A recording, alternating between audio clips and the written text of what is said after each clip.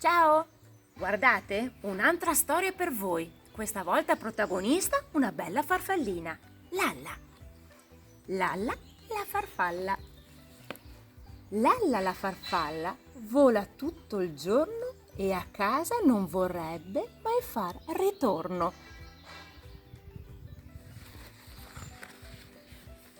La mattina le rondini le volano intorno e le dicono buongiorno.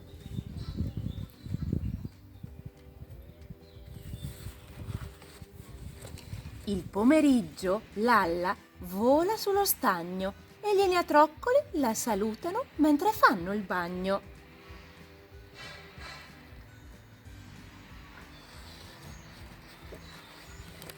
E quando è stanca le basta un fiore e il nettare dentro il suo cuore. Così Lalla riacquista l'energia, è più felice e ora può volare via. Ciao, dalle maestre dell'asilo Nido e dalla farfallina Lalla.